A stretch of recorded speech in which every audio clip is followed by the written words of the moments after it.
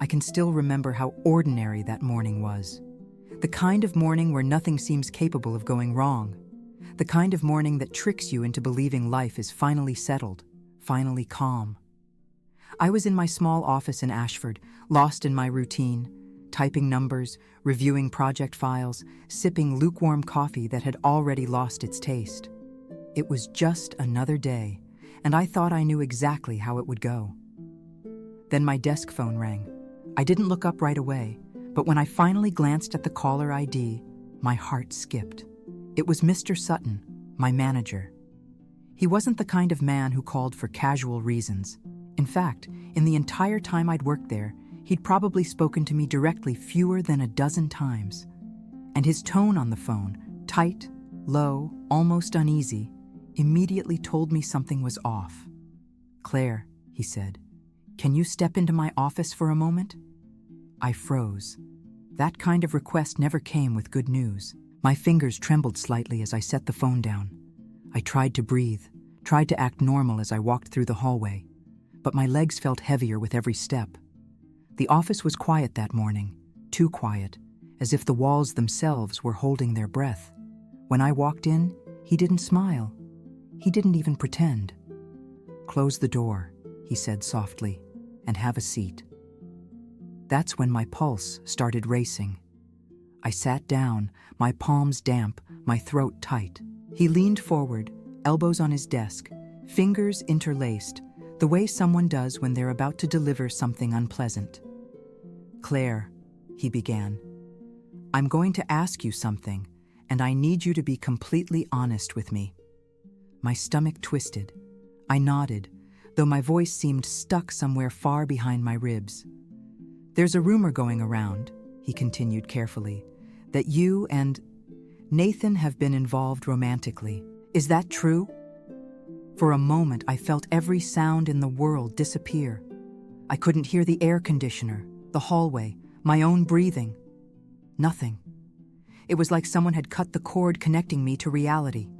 Nathan, the one person I never thought would cost me anything. Yet here I was, staring at the consequences I had hoped would never come. I swallowed hard, unable to pretend. "Yes," I whispered. "We're together."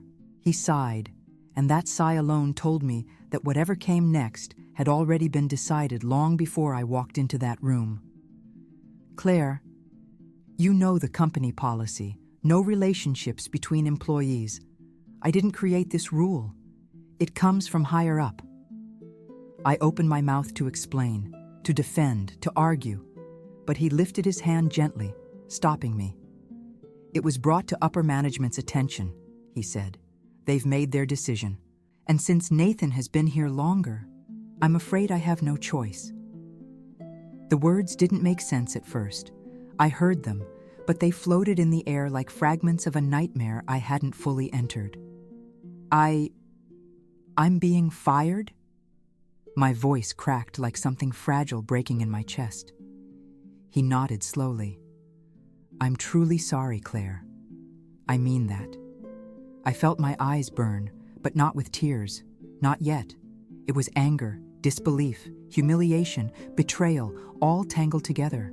I wanted to scream, to say it wasn't fair, that my relationship didn't affect my performance, that we kept everything discreet, that we never acted like anything more than co-workers inside these walls. None of it mattered. None of it ever would. "We've already begun the transition process," he added, almost apologetically. "A replacement for your position has been interviewed."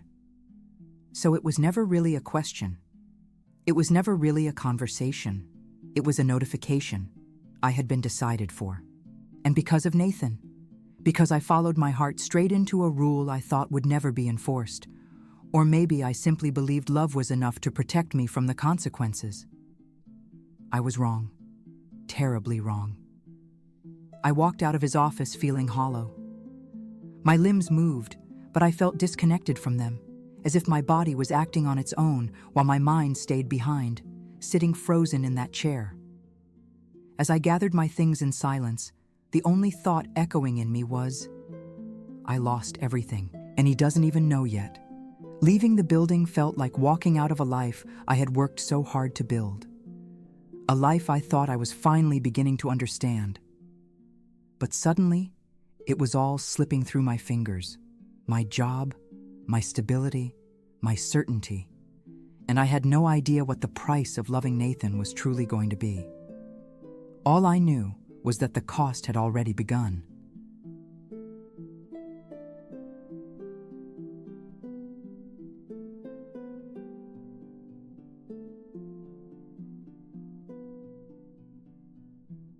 I wish I could say that falling for Nathan was a slow, careful process. Something measured, something thoughtful. But it wasn't. It was impulsive, reckless, and blinding, like stepping into sunlight after years in a dimly lit room. I didn't expect him. I didn't look for him. But he showed up in my life at a moment when my certainty was already fragile, and suddenly everything I thought I knew began to crack. Before Nathan, there was Daniel. For 5 years, he had been my future, the man everyone believed I would marry. The one my parents adored, the one who never raised his voice at me, the one who made plans and lists and timelines for our life together. On paper, he was perfect, safe, predictable. Everything a woman was supposed to want. And I did want that, or at least I thought I did. But somewhere between the routine dates, the quiet Sundays, and the comfortable silence we shared, I lost the ability to imagine a life that felt truly alive. I cared for him, deeply, genuinely. But I didn't feel passion. I didn't feel the kind of love that shakes your foundation. I convinced myself that maybe that kind of love didn't matter. Maybe stability was enough. Then Nathan walked into my life. He wasn't safe. He wasn't predictable. And he definitely wasn't the kind of man you placed neatly into your future like a puzzle piece that already fit. He was chaos disguised as charm, spontaneity wearing the mask of sincerity. And when he looked at me, something inside me stirred, something I thought I had buried long ago. I still remember the exact moment the shift happened. It was late. Almost everyone had already left the office, and I was finishing up a report I had procrastinated for days. Nathan appeared by my door, leaning in with that crooked, easy smile he always had. "Still here?" he asked. "You practically live in this place." "Someone has to," I joked, though exhaustion made my voice sound thin. He walked in, sat on the edge of my desk, and we talked. Not about work, not about numbers or deadlines, but about life, fears, dreams, heartbreaks we pretended we were over. And when he laughed, something warm settled in my chest. Something dangerous. It didn't take long for my heart to betray the life I had built with Daniel. I kept trying to remind myself of the ring I wore, the promises I had made, the future I had already agreed to. But every time Nathan looked at me a certain way, every time he brushed past me in the hallway, every time he found an excuse to make me laugh, something in me slipped further away from the woman I was trying so desperately to be. I didn't tell anyone about Nathan, not even my closest friend. I knew what they would say. I knew the judgment I would face. And deep down, I knew the truth I was avoiding. I wasn't leaving Daniel for Nathan. I was leaving Daniel because I had already left emotionally long before Nathan arrived. But when the moment finally came, the moment I ended the engagement, it still felt like I had detonated a bomb in my own home. Daniel broke. My family raged. Everyone looked at me like I had lost my mind. And I pretended to be fine. I pretended it was a decision made with clarity, with confidence, with certainty. But inside, I was trembling. I didn't tell them about Nathan. I didn't tell them that the reason I made such a drastic choice was because someone else had awakened a part of me I thought was dead. Instead, I let them believe it was a loss of love, a moment of honesty. But it was more complicated than that. Nathan wasn't just a man. I made him a symbol of freedom, of desire, of the life I thought I wasn't allowed to want. And when he told me he liked me too, when he leaned in and kissed me for the first time, I felt something I hadn't felt in years, chosen, loved, alive. It was intoxicating, addictive, the kind of emotion that blinds you to consequences. So when he asked if I was sure, if I really wanted to be with him, I said yes without thinking twice, without thinking at all. And for a moment, it felt worth it. The stolen glances at work, the late-night conversations, the messages he sent me before bed. Sleep well, sweetheart. Dream of me. God. I fell so fast. I thought I had chosen love over comfort, passion over predictability. I thought I had done something brave. But now, standing outside the building where I had just lost my job because of him, I felt something else rising in my chest, something bitter and sharp. For the first time since meeting Nathan, I wondered, was this love? Or was it the biggest mistake of my life?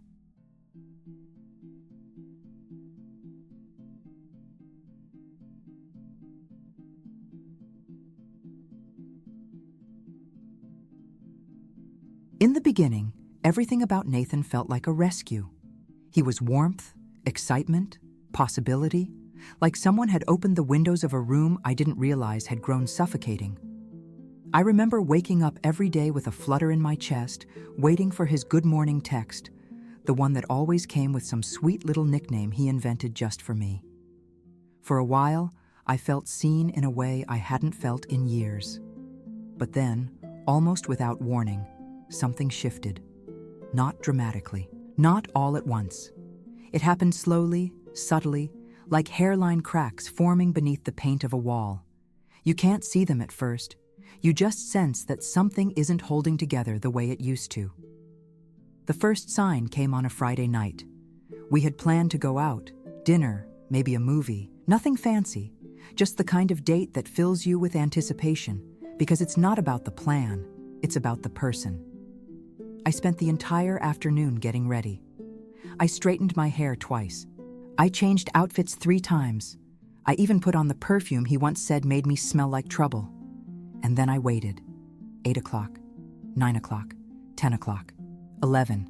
No message, no call, not even a running late.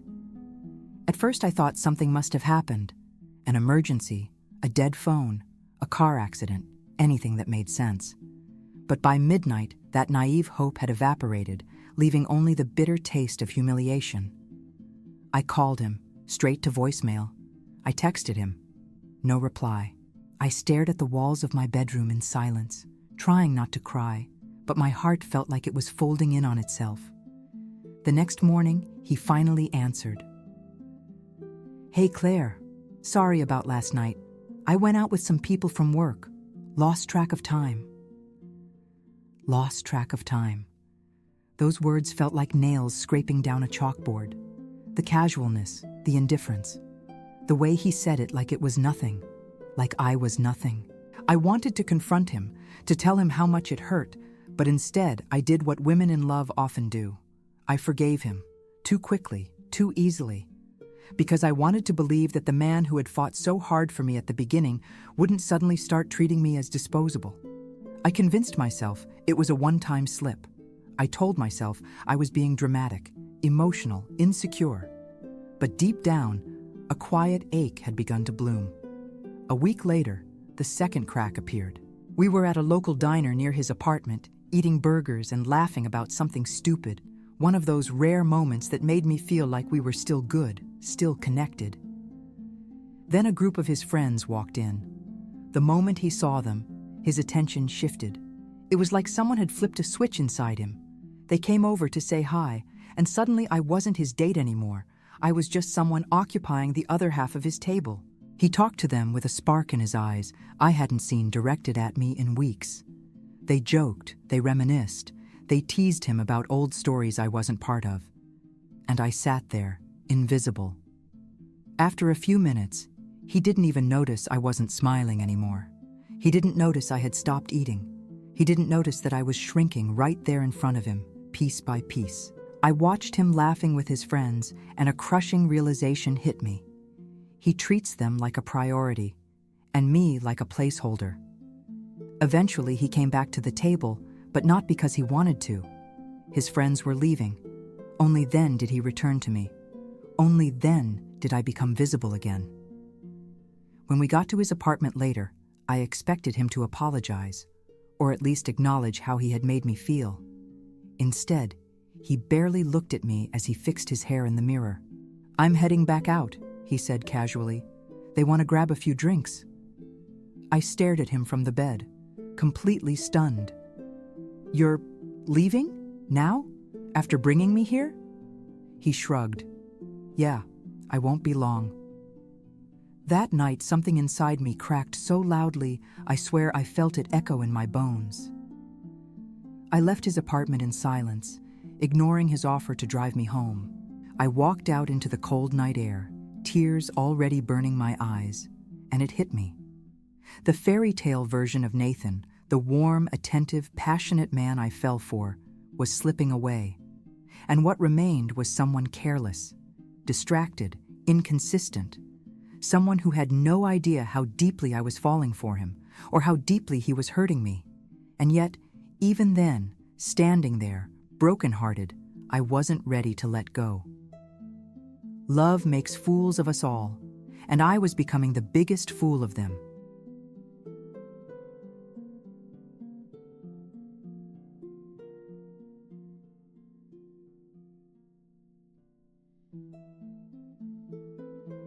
I think every woman remembers the exact moment she stops feeling chosen, the exact second when something inside her shifts, quietly, painfully, and she understands that the person she loves doesn't hold her with the same tenderness she holds them.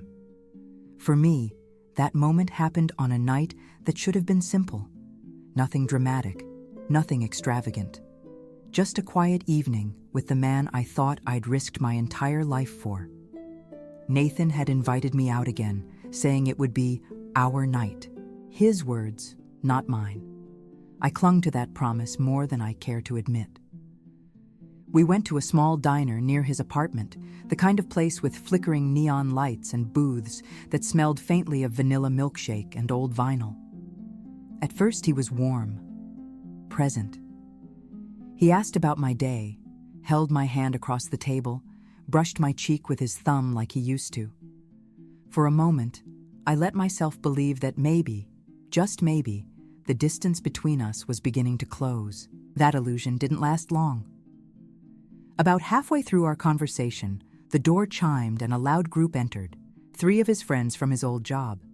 They noticed him before he noticed them. The moment they called his name, everything changed. He lit up. Not for me, not because of me, but at the simple sight of them. Within seconds, they swarmed our table with jokes, loud greetings, inside stories I wasn't part of. And Nathan? He shifted his whole body away from me, turning toward them as if he had forgotten I even existed. He laughed harder with them in 5 minutes than he had with me in weeks. I sat there smiling politely, shrinking inch by inch as they reminisced about weekend trips, drinking nights, stupid things they had done together. Not once did he look back to check on me. Not once did he pull me into the conversation. I could have been replaced by an empty chair and nothing would have changed. After nearly 30 minutes of being ignored, I finally stopped pretending.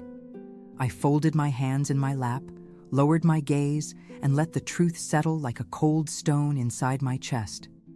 I am not his priority. I am not even close. When his friends eventually left, Nathan sat back down across from me as if he were resuming a conversation he had politely paused.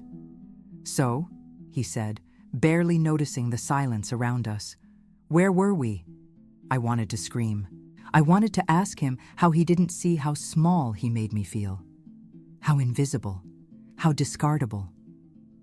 But the words got stuck behind my pride, behind my fear of losing him, behind the stupid hope that he would see it on his own. We left shortly after, walking the short distance to his apartment. The whole time, he acted like nothing was wrong.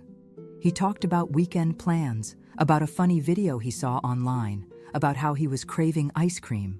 And I walked beside him, holding the truth inside me like a bruise no one else could see. When we got inside, I expected, hoped, that he'd soften, that he'd pull me close, that he'd give me the comfort I didn't know how to ask for. Instead, he tossed his keys on the counter, looked in the mirror, and fixed his hair. And then he said it. The sentence that finally broke me. I'm heading back out. The guys want to grab a few beers. I stared at him, unable to mask the shock this time. Now? I asked. You're leaving now? After bringing me here? He shrugged like it was nothing, like I was nothing. Yeah, I won't be long.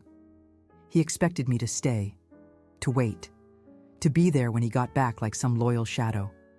But something inside me snapped. I stood up from the bed, grabbed my purse, and walked to the door without a word. He followed me only far enough to ask, "Do you want a ride home?" I didn't even turn around. "No," I said, my voice colder than I felt. "I'll walk." And he didn't insist. He didn't fight for me. He didn't even try to stop me. He just let me go. As I stepped out into the night, the air felt sharp and unforgiving. My feet carried me down the sidewalk while tears blurred the streetlights into white streaks. Each breath felt heavier than the last. I had never felt so unwanted, so replaceable, so painfully aware that maybe I had given up too much for a man who couldn't give me even the smallest fraction of what I gave him. By the time I reached my street, the dam finally broke. I sobbed. Ugly, desperate sobs that tore out of me like I was purging every hope I had created with him. I cried because he left me, because he didn't chase me, because I knew I deserved better, and because, even knowing that, I still loved him. That was the night I realized I wasn't the woman he chose. I was the woman he kept around, until something better came along.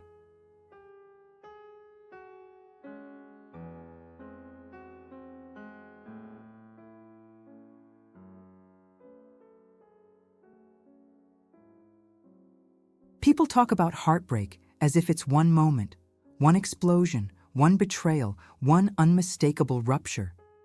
But what I learned with Nathan was that heartbreak can be quieter than that. It can be slow, subtle, almost gentle in its cruelty. It can start as a whisper in the back of your mind, a doubt you brush off, a question you refuse to answer. And before you know it, that whisper becomes the only voice you hear. After the night he left me alone in his apartment to go drinking with his friends, something changed inside me, not just toward him, but toward myself. I started doubting every part of who I was.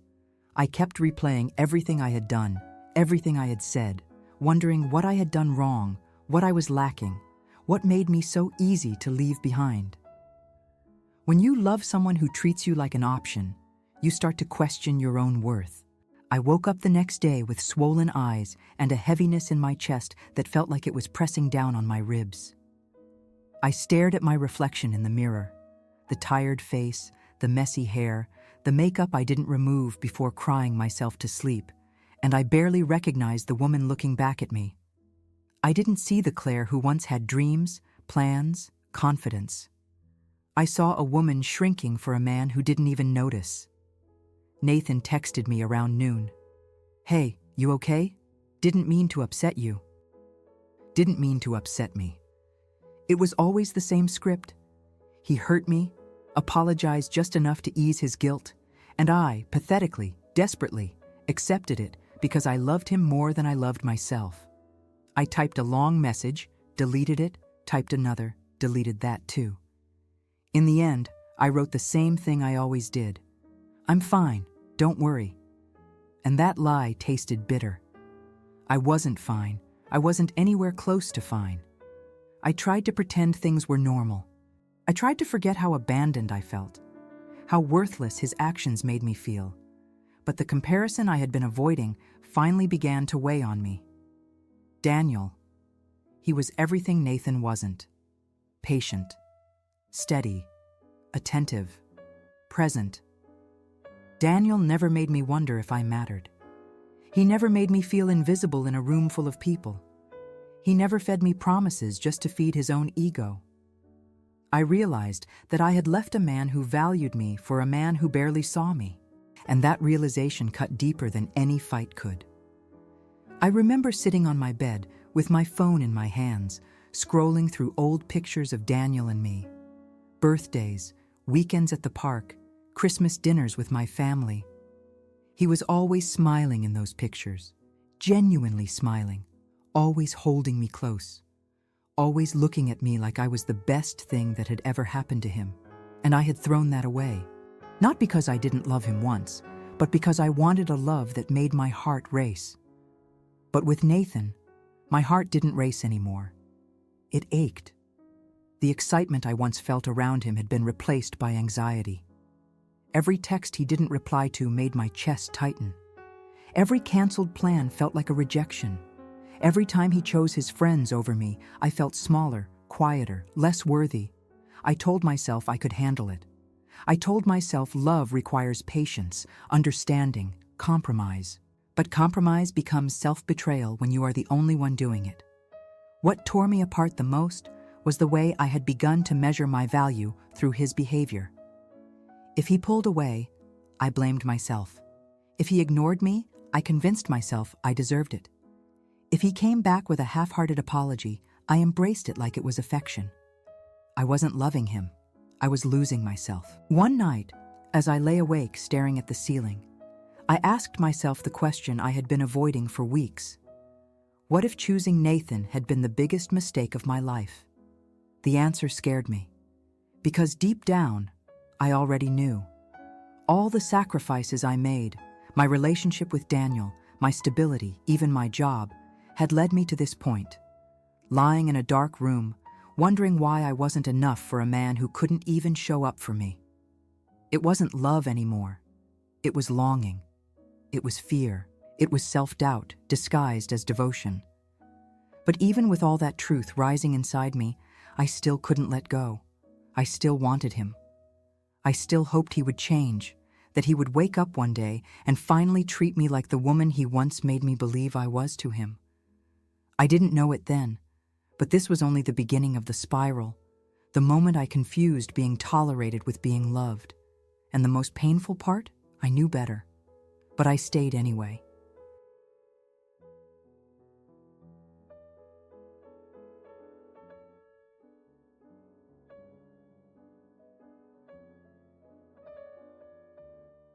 There are moments in life when your emotions take the wheel, when logic becomes a faint whisper and your heart beats so loudly that you can't hear anything else.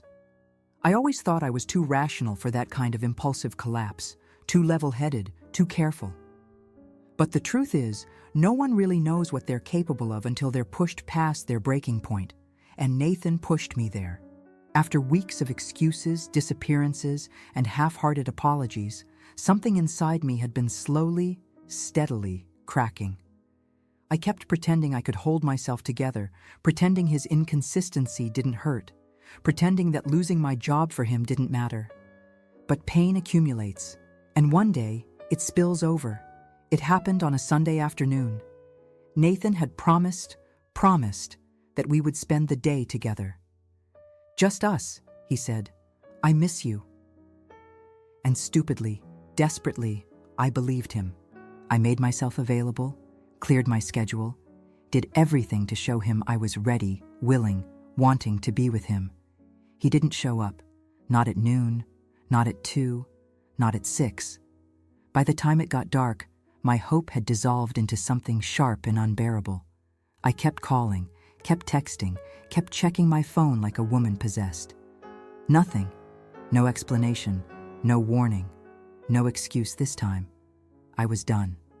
At least that's what I told myself. But the real breaking point came the next morning when I finally got him on the phone. His voice was tired, careless, almost annoyed that I had interrupted his day. "Claire, I crashed at a friend's place. I didn't think it was a big deal. You're overreacting." Overreacting. Isn't that the favorite word of people who don't want to take responsibility? Something in me snapped so hard, I swear, I felt it echo in my spine. I didn't yell. I didn't insult him. I didn't ask for an apology. I just said 4 words that tasted like blood in my mouth. "We're done, Nathan." Silence. A long, heavy silence, then the faint sound of him exhaling. "Fine," he said, "if that's what you want. If that's what I want." He didn't fight, he didn't chase, he didn't even ask why. I hung up, walked to the bathroom and stared at myself in the mirror, at the woman who barely resembled who I used to be. My eyes were red, swollen, my lips trembling. But somewhere underneath all the wreckage, there was something else. Relief, or the ghost of it. But heartbreak is never simple. Relief dissolves quickly, and when it does, all that remains is the raw pain beneath it. I sat on the floor, holding my knees to my chest, sobbing so hard I couldn't breathe. It wasn't just about Nathan, it was about everything. My job, my choices, the humiliation, the constant fear that I had destroyed my life for someone who never deserved me. I cried until there were no tears left, and then I made the mistake that would complicate everything. I called Daniel, my ex, my safe place, my mistake and my comfort all at once. He picked up on the first ring. "Claire, are you okay?" His voice, gentle, warm, familiar, broke me all over again. I told him everything except the parts I was too ashamed to admit. I didn't tell him I had ended things because Nathan chose his friends over me yet again. I didn't tell him how invisible I had felt. I didn't tell him how deeply I had fallen, how badly I had been treated. I just said the words I never thought I'd say again. "Can we talk? In person?" He arrived at my apartment 20 minutes later, breathless, worried, hopeful. And the moment he saw me, messy hair, swollen eyes, broken, I could tell he still loved me. Not with excitement, not with fire, but with something steady and painful and real. He didn't ask questions, he just held me. And I let him. For a moment, it felt like home. Not happiness, just home. But comfort isn't love, and regret isn't clarity. The words left my mouth before I even meant them to. "Daniel, can we try again?" I didn't even recognize my own voice. It sounded desperate, wounded, searching for something, anything, to anchor myself to. And Daniel. Sweet, devoted Daniel. He didn't hesitate. "Yes," he said, his voice breaking. "God, Claire, yes." He hugged me with a kind of relief that made my chest hurt. It was the relief of a man who had been waiting, hurting, but still hoping. And in that moment, I felt like the worst version of myself, the version who uses comfort as a bandage, who reaches for familiarity when facing loneliness, who can't tell the difference between healing and running away. My family was ecstatic when I told them. They celebrated. They embraced him. They said things like, "It was meant to be. You finally came to your senses. We're so proud of you." But inside, I felt nothing. No spark, no joy, not even peace. Just a quiet, suffocating guilt. Because deep down, I knew the truth. I hadn't chosen Daniel. I had chosen not to be alone. And that choice was the most dangerous one of all.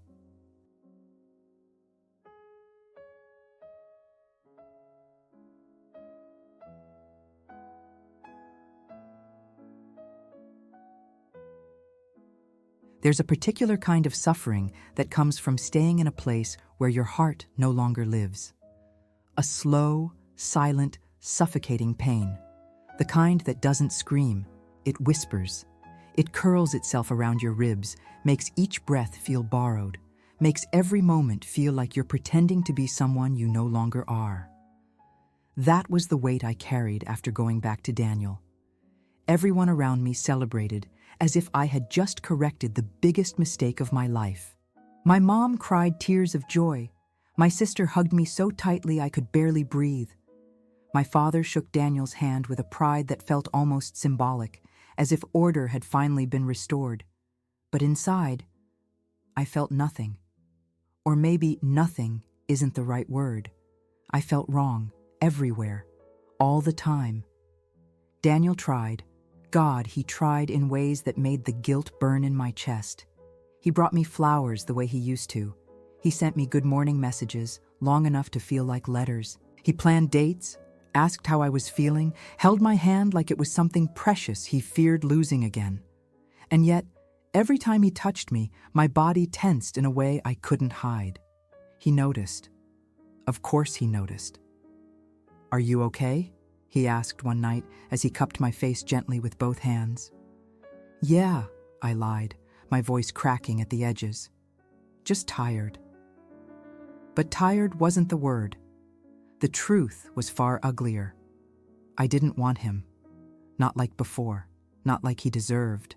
Every kiss felt like a betrayal, not just of him, but of myself. Every embrace felt like wearing someone else's skin. Every "I missed you" from him made me ache in a place I couldn't reach. I knew he sensed the distance, even though he never said it. He tried to bridge it with kindness, with patience, with that unwavering devotion that once made me feel safe. But now, that devotion felt heavy, like a debt I could never repay. Because the hardest part of all was this: I no longer loved him, and I didn't know how to tell him. One evening, we were sitting on his couch watching a movie, at least pretending to. He kept shifting closer, trying to close a gap that wasn't physical. He rested his hand on my thigh, and I froze, an instinctive reaction I couldn't hide quickly enough.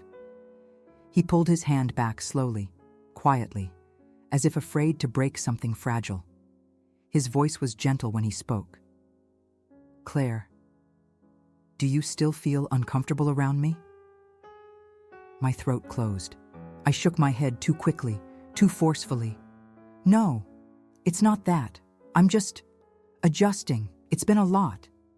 He nodded, accepting my lie because he loved me too much to question me, but his eyes told the truth he didn't say out loud. He felt me slipping away, and the guilt became unbearable. But guilt wasn't the only thing haunting me. There was also Nathan. Even though we weren't together anymore, he lingered like a ghost, everywhere, in everything. My phone vibrated constantly with messages from him. Sometimes he asked if I was okay. Sometimes he tried to convince me that I still loved him. And sometimes he didn't say anything at all, just stayed silent on the other end of the line, breath heavy, as if neither of us knew what to say. And as much as I hated it, every time his name appeared on my screen, my heart tightened in a way it never did with Daniel. Not anymore. I ignored him. I lied to him. I told him I was happy. But it was all pretend. The truth was simpler and crueler. I missed him, even after everything, even after all the pain. Even though I knew he wasn't good for me, I missed him in a way that made me ashamed of myself.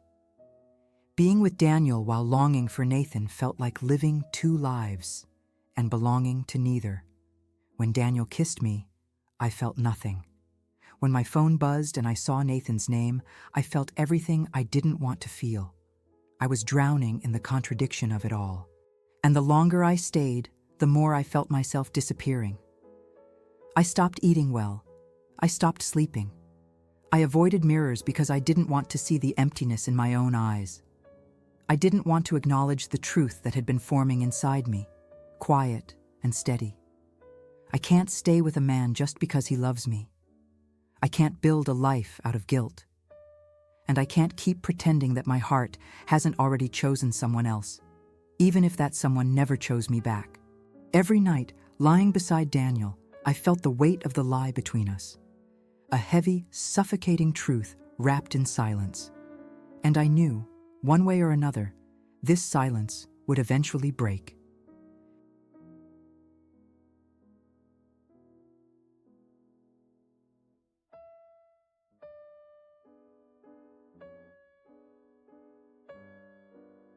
There comes a moment in every tangled story of love and fear where the truth finally stops whispering and begins to scream.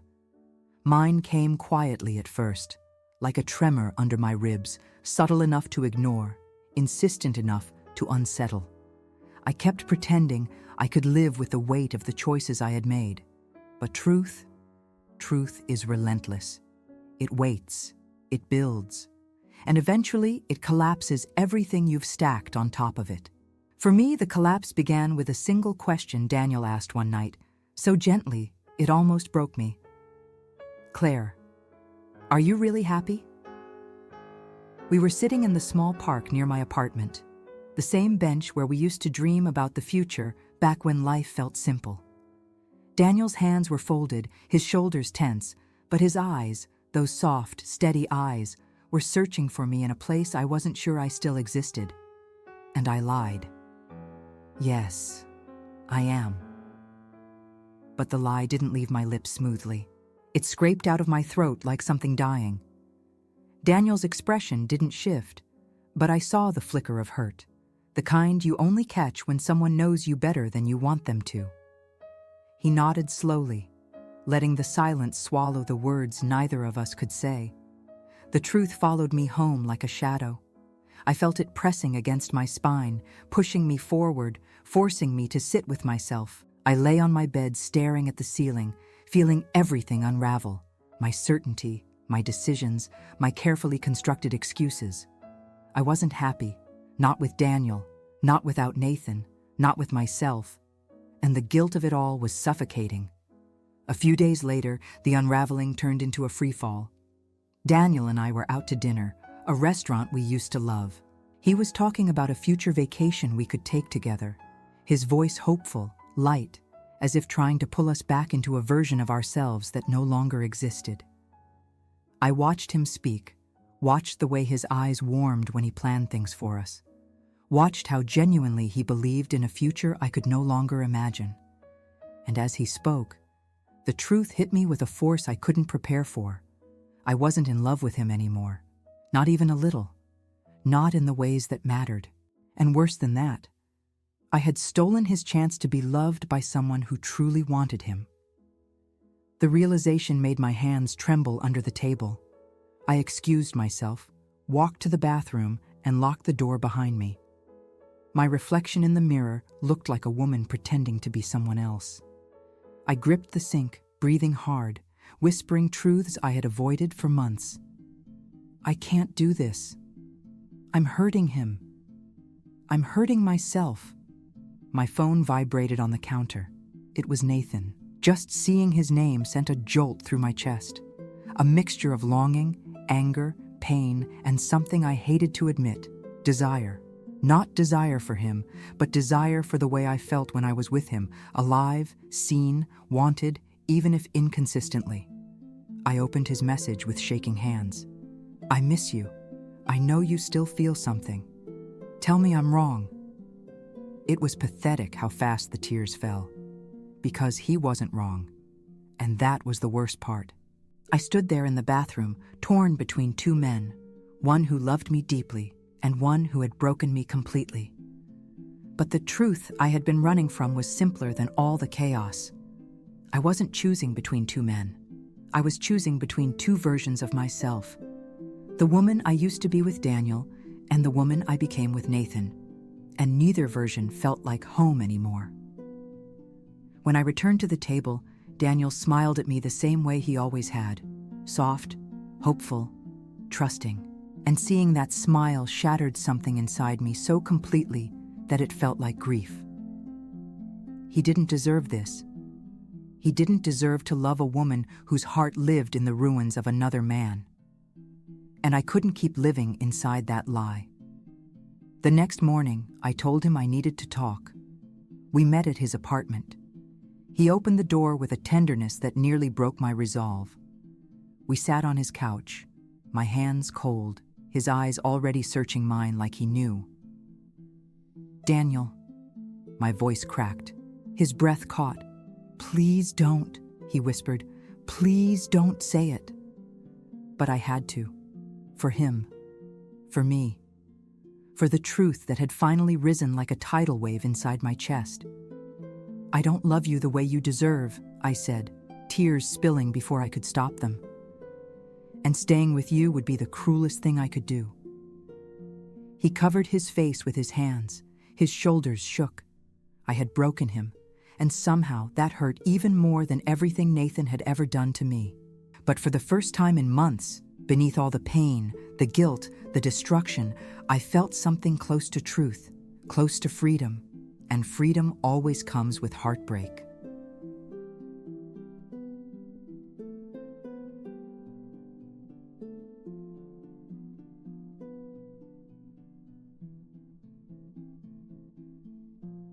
There are moments in life when everything you've been running from finally catches up to you. Moments when silence becomes louder than words, when truth becomes heavier than fear, when the person you've avoided facing for months is the reflection staring back at you. After I ended things with Daniel, the world around me felt strangely quiet.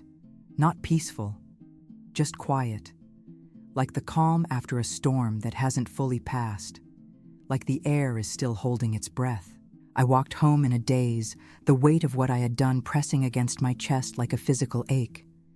The guilt was crushing, but beneath it was something else, something small, fragile, almost imperceptible. Relief.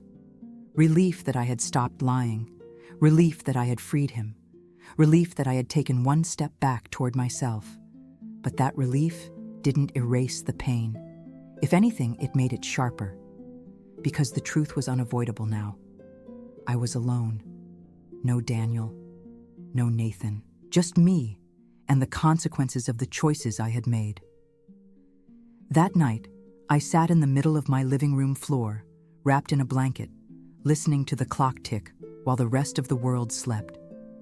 I kept waiting for clarity, for some sudden epiphany that would tell me what to do next. But clarity doesn't arrive like that.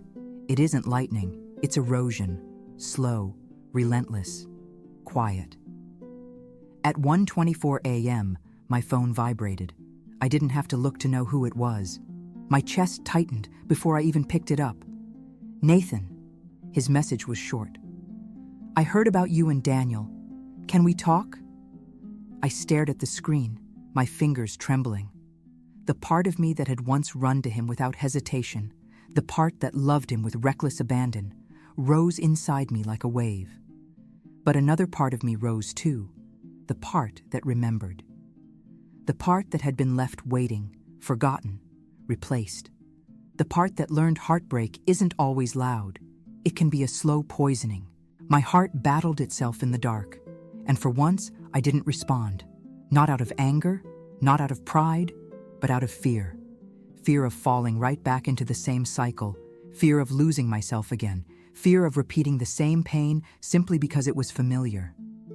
I placed my phone face down and forced myself to breathe. The next morning, he called. I let it ring. Then again. I let it ring. On the third call, I answered. Claire, he said, breathless.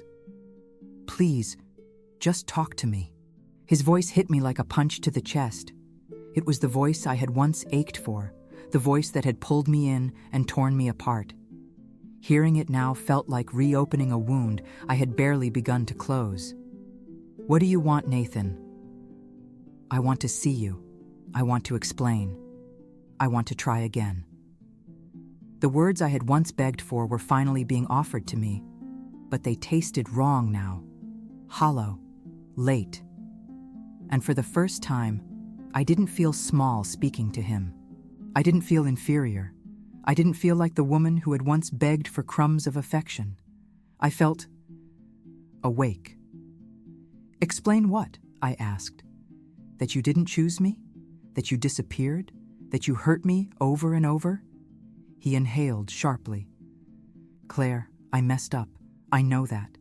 But I can do better. I will do better. I still love you. Those words should have undone me. They should have melted me, broken me, pulled me straight back into him. But instead, they made me cry, not from longing, but from exhaustion. Love isn't supposed to feel like this, Nathan, I whispered. It's not supposed to leave me empty. There was silence on the other end. He had never heard this version of me before. The version who wasn't begging, who wasn't chasing, who wasn't trying to earn a place in his life. I'm sorry, he whispered. I'm so sorry, Claire. And I believed he meant it. But sincerity doesn't erase damage. Apologies don't rebuild a foundation that was never stable to begin with. I closed my eyes, tears slipping down my cheeks. I loved you more than I should have, I said softly, and you loved me less than I deserved. Claire, let me finish. My voice didn't shake now, it steadied. I gave up everything for you. I lost myself trying to hold on to you, and when I needed you, you weren't there. Not once. He said nothing, because he already knew it was true. And I can't do it again. I won't. The silence on the line broke something open inside both of us. He exhaled shakily. So this is it? He asked. I wiped my tears. No, this is me choosing myself for the first time. It wasn't dramatic. It wasn't cinematic. It wasn't the kind of ending that leaves fireworks in the sky. It was quiet, soft, human. I hung up the phone slowly, gently, not out of anger or revenge, but because it was finally time. Time to grieve, time to heal, time to rebuild the pieces of myself I had scattered through two different men. Time to choose a woman I had almost forgotten. Me. And for the first time in a very long time, that choice felt like hope.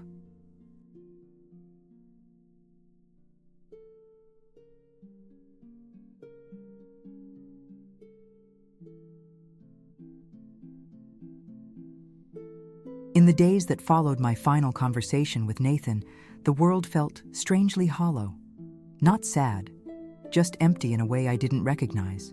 It was as if someone had turned down the volume of life, leaving everything muted and slower.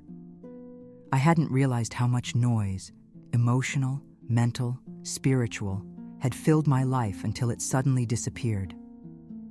For the first time in months, I woke up without checking my phone, without hoping, without fearing, without bracing myself for another disappointment. It was quiet.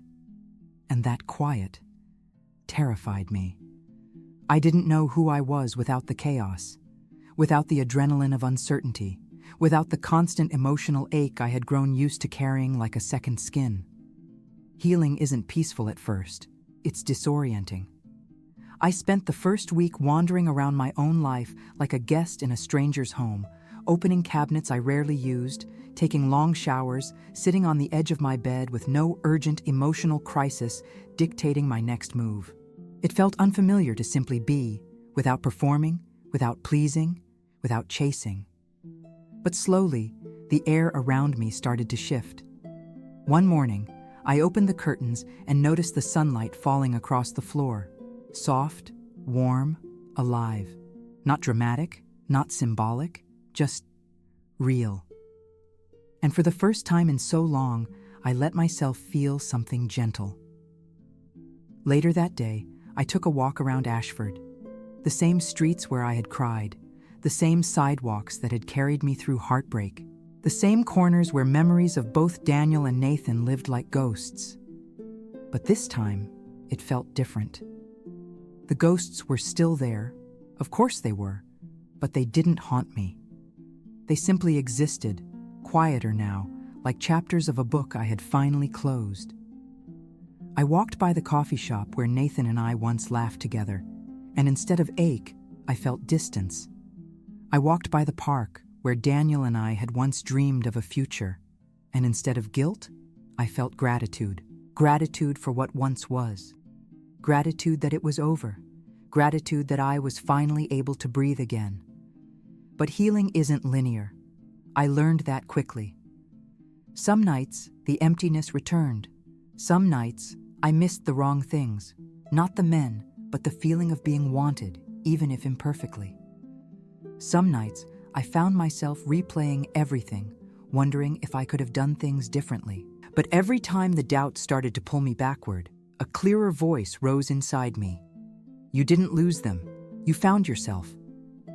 My therapist once told me that people often confuse longing with love, that missing someone does not always mean they were good for us, that craving someone's presence doesn't mean they deserve a place in our life. I finally understood that now. Nathan represented the version of me who believed passion required pain. Daniel represented the version of me who confused stability with destiny. But neither version was whole. Neither version was me.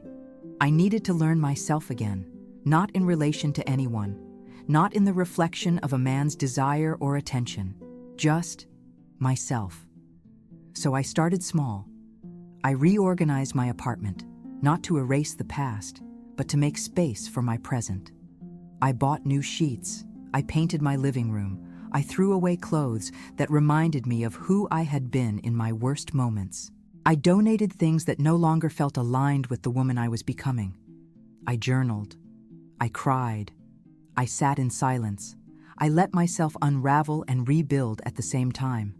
And one afternoon, while walking through a small bookstore downtown, I caught my reflection in a dusty mirror near the back aisle. I stopped. For the first time in months, I saw her. The woman I used to be. The woman I lost somewhere between loving too much and loving the wrong way. She was tired, yes. A little bruised, a little older in the eyes, but she was there. I touched the mirror lightly, as if to remind myself I wasn't imagining it. And for the first time in a long time, I smiled. Not for someone else, not because I had to, but because I felt a flicker of something familiar. Hope. Not for love, not for reconciliation, but for myself. That night, I made tea, sat by the window, and whispered something into the quiet. You're going to be okay. Not because someone was coming to save me. Not because things would magically fall into place.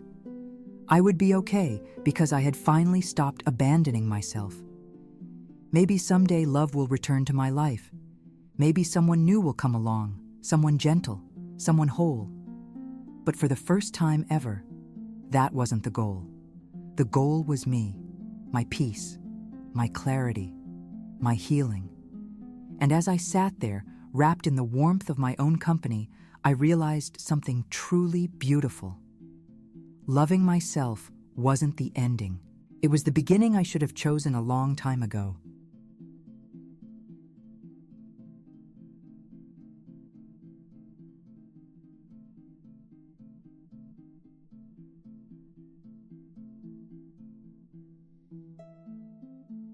If this story spoke to your heart, don't forget to like the video, subscribe, and turn on notifications so you never miss the next chapter of healing and self-awakening.